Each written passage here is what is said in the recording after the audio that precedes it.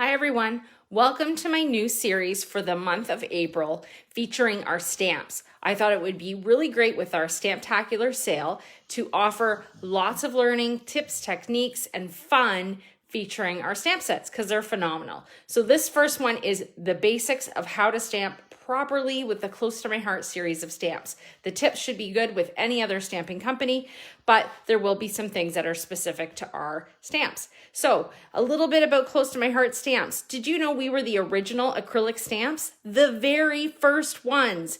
We have a special secret recipe that is only known to a few people at home office that make our stamp sets so phenomenal and amazing. They last forever. I have stamps 15 years old, and they are still as good as the day I purchased them. When you receive your stamps, they come in this great envelope. That is the best way to store them. Keep them in their envelope. They come with a foam. Don't throw out that. That is also useful to the system. So let's get started. We're going to make a card featuring this April month of the year stamp. This is one of our special series stamps we have out right now, and it is so cute because it features all sorts of things specific to April. And we're there, so why not? So I've already gone ahead and pre-cut some of my card pieces to get us ready, and you can see I've even pre-stamped. But don't worry, the whole point of this is to show you some stamping stuff, because even though lots of you watch my videos, you may not stamp yourself, and I want to encourage you to try that out because it can be so rewarding. So I have with me two inks, Glacier and Intense Black, and we're going to start with the Glacier ink. And our stamp pads are pretty easy to open. And I've already loaded this stamp on the block, but I will show you a little bit about that with our next stamp set. Now, part of what I love, we have a variety of blocks. You buy them once, use them forever. But I love that everything is see-through. You can clearly see where everything is at all times because of this system. So we've got our Glacier strip of paper. These are cut at 1/2 inch by 12 inches, although we are gonna end up cutting them shorter. And I'm just gonna ink this stamp up. When you ink, something that I recommend is just pouncing along. Do not rock your block. With a larger stamp, I might do a twist, twist, dab, dab. But because this one is a line, it's much easier just to pounce along. Then you're gonna find where you're gonna place it. You're gonna let it kiss the paper, and then you're just gonna pull right up. You don't want to rock even when you're at that point, because that can cause smudging of your stamp. Just like that. Now, the great thing about see-through is I can see that I'm lining these up perfectly to make sure I get a nice even border all along that strip of paper. And then I'm gonna come in with our stamp chamois, and I'm just gonna wipe this off. Just water on this, that's it. You just need a chamois and water and you can clean your stamps. The one thing I would highly recommend is not using anything but water on our stamps unless you have the old Close to My Heart cleaner. Baby wipes, which are popular, can gum up the acrylics polymer stamps and then make them not as good. And other harsh chemicals could damage that, or even the block. So you want to take care of your stuff because it will last forever if you do. Now that we have these pieces cut, I can bring in some other pieces for our card, and we are going to place these down. Now, behind me, I have our Versamat. I am going to line this piece up with the center of my Versamat as much as I can, because it will ensure that I place my pieces down. I want to place these down on a diagonal pattern, which can be a little challenging to do with the naked eye, but because I've got this Versamat and it's got these great diagonal lines, it'll be easy breezy. I'm going to bring in some glue, add glue across this piece, and then I'm going to place this so that it follows the direction of this diagonal, just like that. Perfect.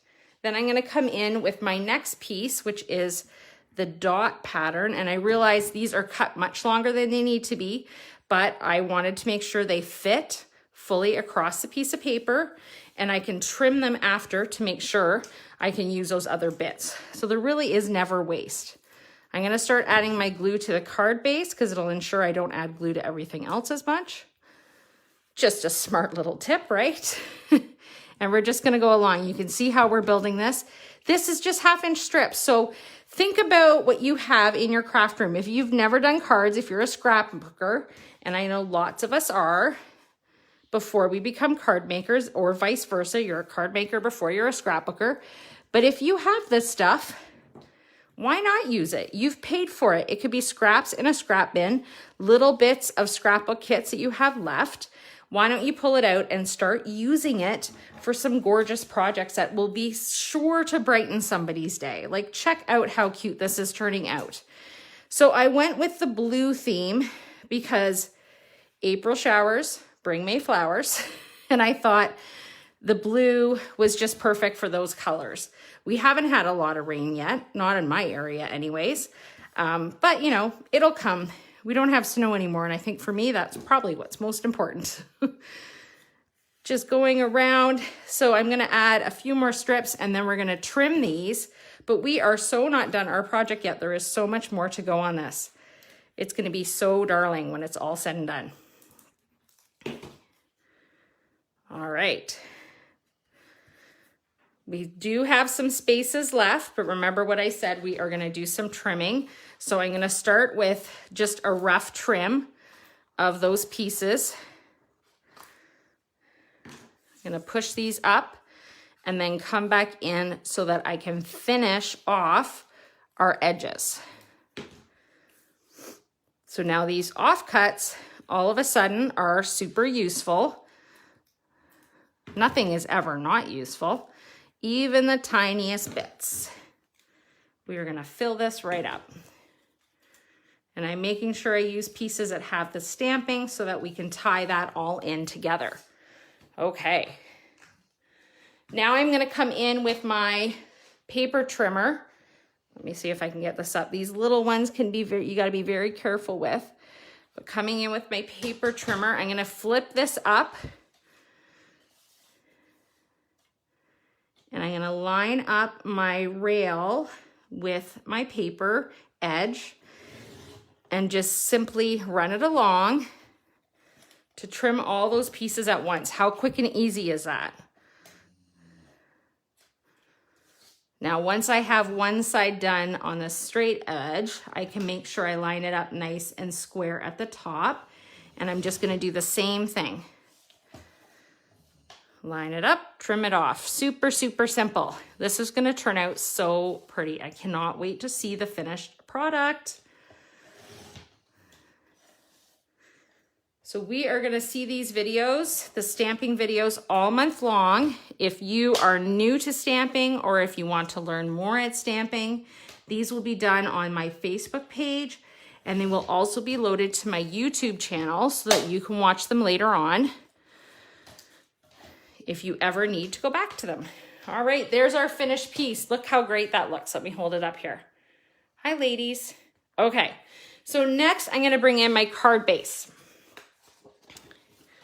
And I'm gonna fold that, and this has been cut 1/4 inch smaller than my card base because I wanted to have that white edge all around. But before I attach that, actually I can attach it. Not before, after I attach this. All right, let's add some glue. We're gonna attach this and center it up. Just like that. Then I'm gonna bring in some ribbon. And I'm keeping with that blue theme. This is an older ribbon I still have of ours, burlap, in the nice blue shade. It is a different shade of blue, but that's okay because it all works. Tone on tone, I love it. We're gonna add some color, but there's gonna be a lot of tone on tone. And I'm just gonna tie a simple knot and then trim these pieces down just like that.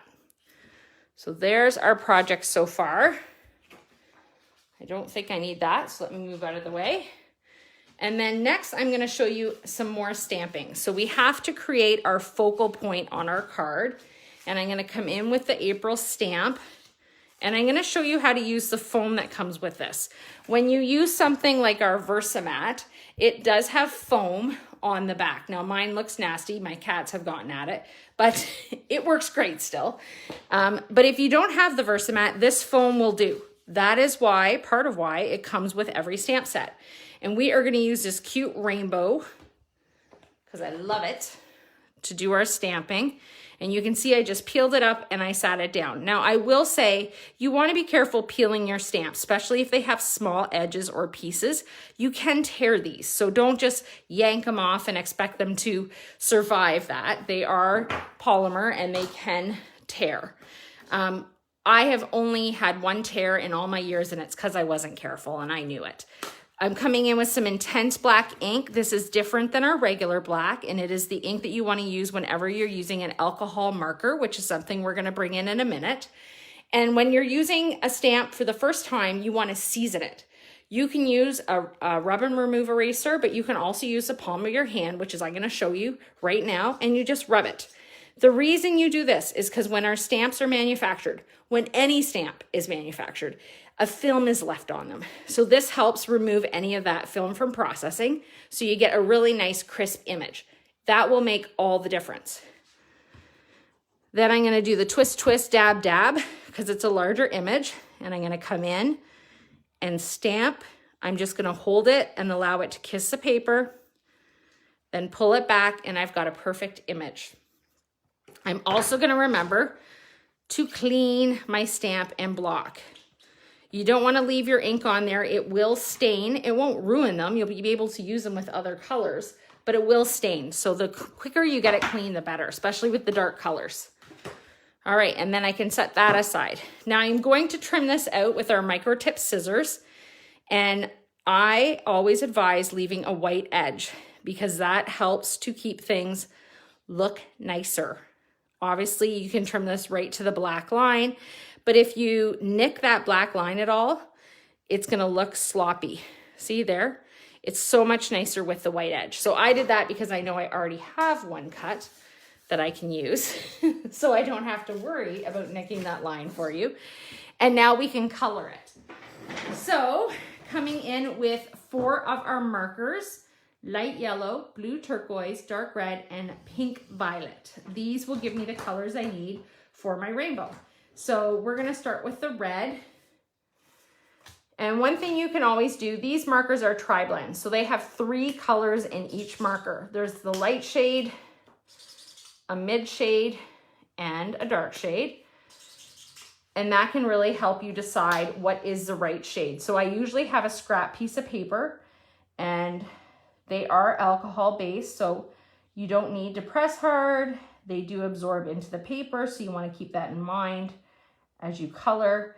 And they blend really nicely if you're blending. Now in this card, I'm not doing that. I'm just doing a simple color.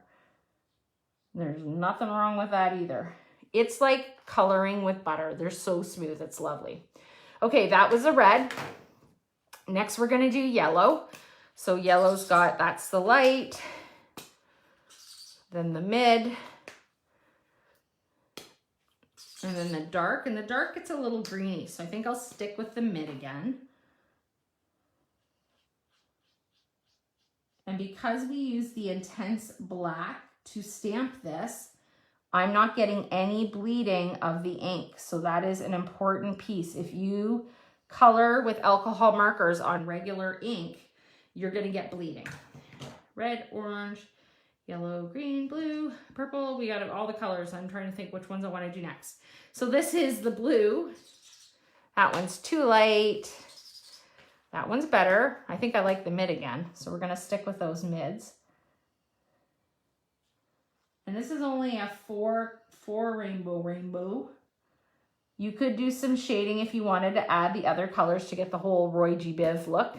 But I've just picked 4 colors that I thought would go really well with what we were doing. I think I'm gonna go dark with the violet. Have a little change up.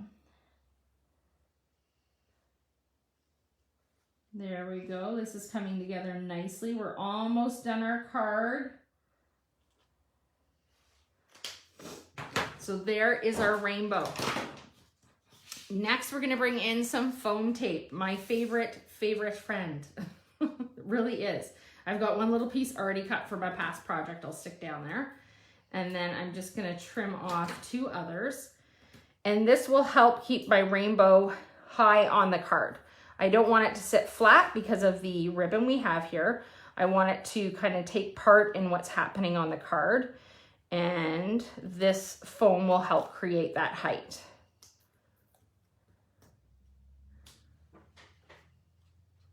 All right, taking the backing off, coming in, and I want the rainbow to kind of like sit on top of the ribbon, just like that. We can twist it a bit just to move that knot over. And there we go. Last thing I want to add to this. It's one of my favorite products and such a high recommended one if you're just getting started. This is one of our shimmer brushes. It's clear and it has a formula that's kind of like glitter in a bottle. It will dry, it will not get on anything, and you can paint it on things. So I'm gonna paint, and I'll show you how it looks in just a second, on the clouds, some clear shimmer. And then when I bring that up, hopefully you can see in the light the shine. It sparkles. There's lots of little teeny sparkles, just beautiful. So there you go. That's our first card. You learned simple stamping, and it is fantastic and can add so much to your projects, whether it be card making, scrapbooking, or even home decor. Stay tuned for more fun stamping videos throughout this month. Bye.